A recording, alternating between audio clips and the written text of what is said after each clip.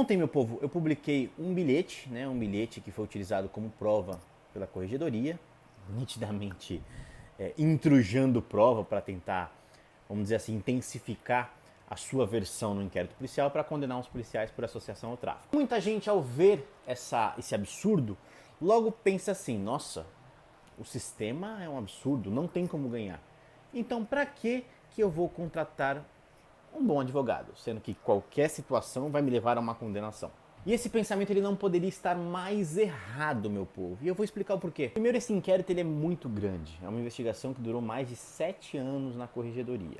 Então já tinha um bom tempo que, por exemplo, os policiais estavam sendo investigados sem sequer saber que estavam sendo investigados. Isso é mais comum do que vocês imaginam. E aí que entra o trabalho diferencial de uma boa defesa. O bilhete que eu mostrei para vocês no último vídeo que eu postei, e postei o próprio bilhete em si, do relatório de diligência, ele não consta na denúncia diretamente. Ele foi juntado, né, a denúncia contém o inquérito inteiro, que são vários volumes, são milhares, são mais de 5.000 páginas, foram juntados na denúncia. Mas a denúncia do Ministério Público, ela cita alguns pontos específicos, né, de interceptações telefônicas, que nem eu já falei, extremamente subjetivas, que leva você a pensar o que você quiser. Mas o bilhete foi uma forma de mostrar para vocês o que baseou-se a investigação.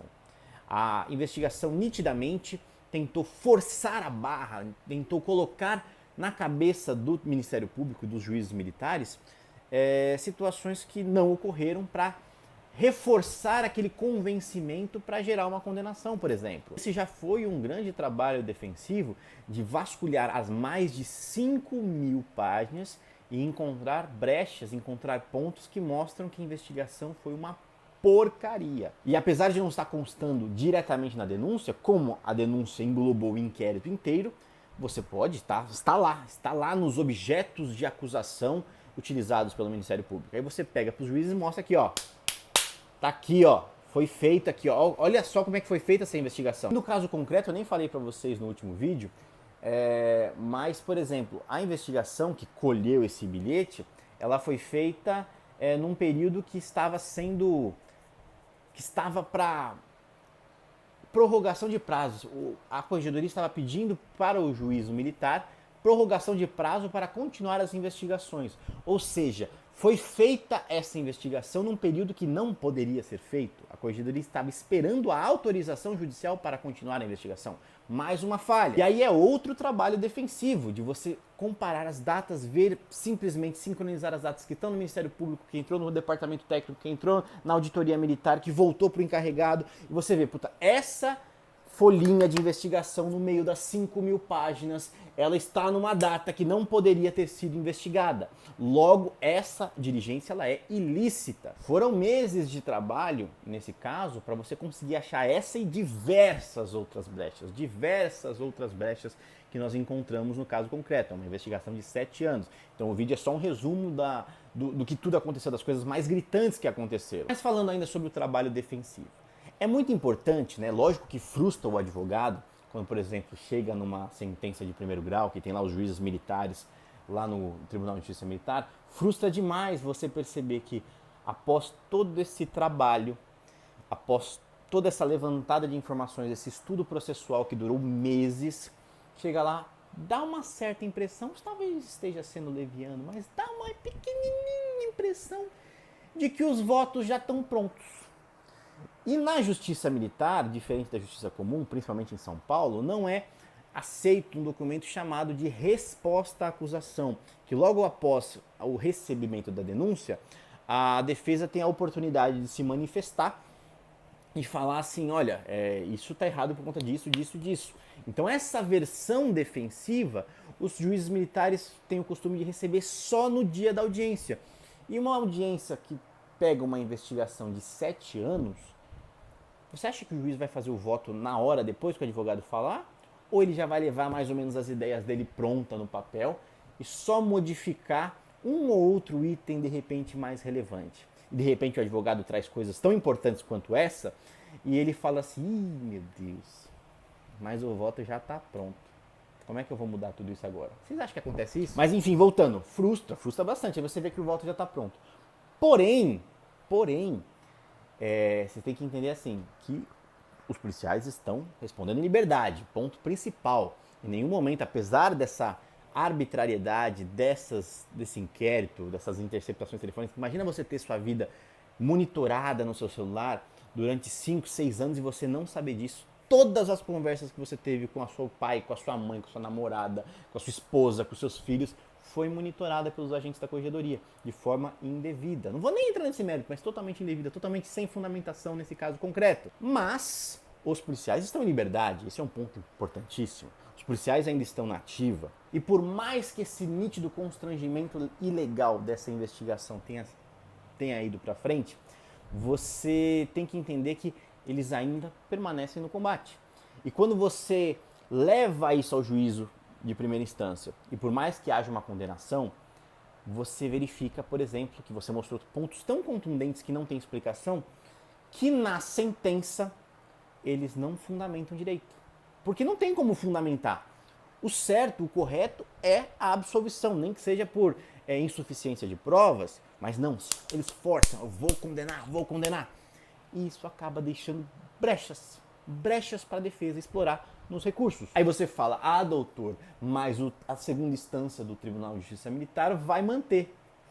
Provavelmente vai, mas sem conseguir fundamentar da mesma forma que na primeira instância. Mas veja bem, isso só vai acontecer de você colocar esse checkmate, por exemplo, num Tribunal de Justiça Militar, quando eles quiserem forçar, e eu não estou falando que eles vão, pode ser que a gente consiga a absolvição em segunda instância, mas existe uma grande probabilidade, estatisticamente, analisando outros casos, deles confirmarem ou até piorarem a situação, porque o Ministério Público também recorreu para aumentar a pena. Eu já vou falar sobre a pena. Você tem situações que você tem que mostrar, a defesa tem que mostrar, ela tem que levar isso para a segunda instância de uma forma tão mastigada que você consiga acesso ao que você já prevê que vai ser necessário. A terceira instância, lá os tribunais superiores, o STJ e o STF em Brasília. Se a defesa não fizer um trabalho minucioso na primeira e segunda instância, ela jamais conseguirá chegar na terceira instância. Se você fizer um trabalho cagado lá embaixo, você não consegue atingir lá em cima. O seu recurso jamais sobe. Então você já vem preparando desde o inquérito, desde as primeiras audiências, aquelas preliminares, aqueles erros de direito para você chegar lá num tribunal superior. Você fala, doutor, mas Brasília é um monte de corrupção. Não dá nada certo, nenhuma ação dá certo. Olha para você ver politicamente. Uma coisa é você analisar politicamente, né? Se nós tivéssemos um candidato político A ou um candidato político B e levasse essa situação para Brasília, eu concordo com vocês que é dar um trabalho do caramba. Muitas coisas estão sendo desrespeitadas também em Brasília, eu concordo com vocês.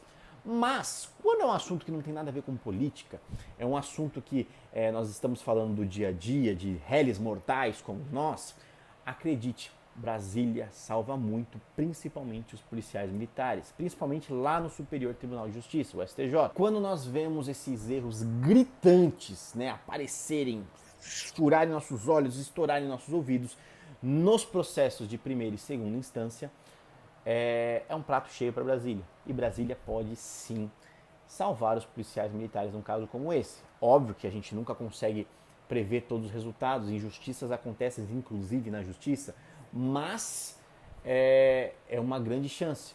E isso, quando nós fazemos um trabalho bem elaborado, bem feito, na base, durante todo o processo, acompanhamos o processo desde o início, isso faz toda a diferença. Nós conseguimos fazer esse trabalho e avisar nosso cliente, olha, nós já estamos pensando em nível de tribunais superiores, nós já estamos pensando em STJ e STF, porque na primeira e segunda instância do TJM, infelizmente, eles tendem a ser um pouco corporativistas às vezes com a corregedoria. E aí nós acompanhamos diversos casos, não só meus, como o TJM, primeira e segunda instância lá confirma, coloca penas abusivas, coloca umas coisas absurdas. Tá bom, faz tudo isso, porque normalmente o advogado vai meia boca, ele não vai até o final, o cliente desiste, deixa quieto, vão me prejudicar, já tá bom mesmo, e fica por isso mesmo. Só que de vez em quando eles encontram alguns advogados petulantes pelo caminho. E aí, por mais que demore, nós chegamos em Brasília e desconstruímos tudo que foi feito em primeira e segunda instância. Aí o ego dos homens vai lá embaixo. E a partir do momento que você constrói um trabalho defensivo fazendo isso várias e várias vezes, você começa a ver que há uma mudança de atitude, mas isso tem que ser constante, porque ele já começa a ver na base, fala, ó, se eu fizer isso aqui, meu, depois vai voltar lá de Brasília para eu mudar. E não tem nada mais que acaba com o ego de um magistrado do que você ver Brasília mudando a sua decisão. Isso é como se você pegasse os bagos e cortasse com a tesoura. Geralmente é isso que acontece, que a gente vê nos juízes em todos os estados brasileiros. Ele se sente ofendido por Brasília mudar uma decisão, porque ele acha que fez um bom trabalho e Brasília fala, olha, realmente você pecou nisso, nisso e nisso. E nesse caso concreto, nitidamente a intenção do tribunal, que chegou ao meu ver com voto pronto, era colocar os policiais em regime fechado. Eles foram condenados a 8 anos e 4 meses ou 6 meses, acho que 8 anos e 4 meses de reclusão. Para quem entende direito, a partir de 8 anos é regime fechado. E como é que eles construíram isso? Eles construíram isso mudando a pena base na primeira fase da dosimetria da pena e mudando demais a terceira fase da dosimetria da pena. Na primeira fase colocaram uma pena base que, ao você colocar, por exemplo, uma majorante que você tinha lá de 1/6, você podia aumentar a pena de 1/6 até 2/3 da pena, do nada me criaram os 2/3. Eles simplesmente parafraseando alguns elementos dos atos normativos, dos dispositivos jurídicos lá presentes, eles colocaram 2/3. Meu, mas começa em 1/6, como é que já pulou para 2/3? A pena base vai a 3 anos, do nada criaram e já colocaram 5 anos.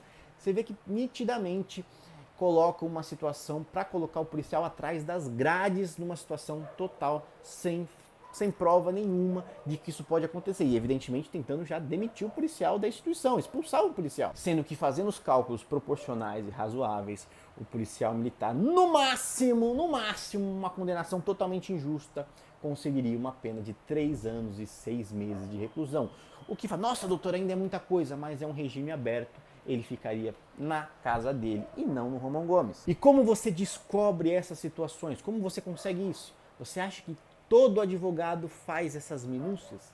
Povo, tem muitos advogados excelentes, mas tem muitos advogados picaretas. Você só consegue isso contratando um advogado que entende o sistema, que vai chafurdar, que vai cavucar cada assinatura, cada data, cada vírgula de um processo criminal. Então, faz toda a diferença a contratação de um profissional, mesmo que você não acredite no sistema, porque o sistema tem muitas falhas e muitas vezes a gente só vai conseguir mudar isso 2, 3 anos após o início do processo lá em Brasília. Mas se você já falar, todo advogado é igual, eu vou contratar o Zé das Couve aqui mesmo, me cobrou 2 cachos de banana, queijo Minas, né, um cachorrinho vira-lata que eu tinha lá, eu entreguei pra ele e ele fez a minha defesa. Aí você vai ler a defesa é uma porcaria, colocando um monte de jurisprudência genérica que não serve pra nada, falando basicamente, não foi meu cliente, basicamente falando isso. Aí você toma pau em primeira instância, em segunda instância, o seu recurso nem sobe, aí ele vai virar pro policial e vai falar assim, a gente tentou, né? Pelo menos a gente tentou, mas a justiça é foda. A justiça é foda, mas se você não correr atrás, meu amigo, é sua liberdade, ninguém vai fazer isso por você. Se for pra você desistir assim da vida, fala pra mim, ó, eu não quero mais viver, Aí eu vou falar, pra você sair é melhor sair da polícia, pra você, se você não acredita nem um pouco que dá pra você fazer a justiça prevalecer, já sai da polícia. Ou fica na polícia, né, que você tá desistindo da vida, pelo menos a viúva vai ficar com uma pensão. Mas o que não dá é pra você desistir antes de lutar. Porque sim, há uma diferença enorme numa boa defesa. Pense nisso, antes de apostar sua vida em qualquer Zé das Couve.